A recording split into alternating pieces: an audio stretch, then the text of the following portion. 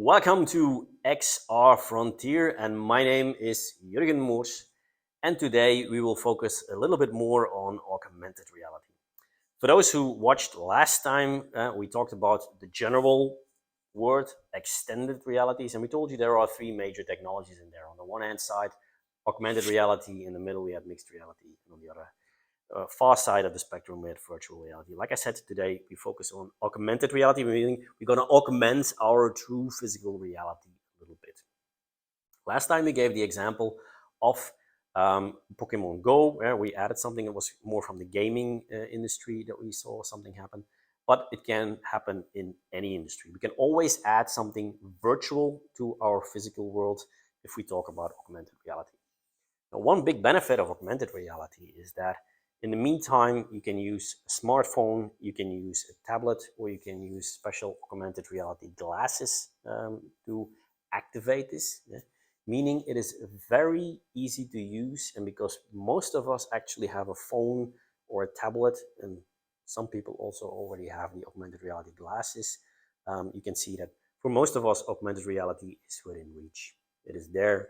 If it is programmed, we can use it. Now, what things and what industries, what use cases could you look at? Now, basically, you can use it in any industry you can imagine. The gaming industry is one thing, where we talked about Pokemon Go, but you can do a lot more with this as well. If you look at entertainment, let's talk about museums, for instance. You can make sure that with augmented reality, if you look through your smartphone, suddenly some kind of image or some kind of statue starts to move, start to explain certain things. This comes also when we talk about training and development. When we look at books or other stuff, we can make them more interesting. We can make more put more information there. We can visualize certain information that was not there before with augmented reality. And if we look at the fashion industry, it's the same thing. Printing a certain QR code or a certain image on certain clothing. When you look through the phone and you make a picture or you do something, you can actually see something happen with this person or something happen with the clothing, which makes it very accessible. But we find a lot of applications as well in an industrial environment. For instance, a technician that goes out, he has two cables he needs to attach, and there are four, and he doesn't know which two cables he needs to attach. With his phone, he can make this image. He can call one of his colleagues. They can look at the same thing at the same time, and his colleague can, for instance, with a marker, actually tell him, okay, you need to make sure that cable 1 goes to cable 3, and he shows them which cable 1 and cable 3 actually is, because the numbers were not there before. This is a very simple example, but you can do this for an engine. You can do this with many, many different things. So for industry, for technicians, for learning, but also for actually using it in an industrial environment, augmented reality is already on the rise. You can see that it is also more and more easy to use it. In the past, you always needed for a certain application to download a specific app. Meantime, you can see that more and more augmented reality is web-based, meaning your applications automatically open as soon as you start taking a picture or a video from them and actually click on a link.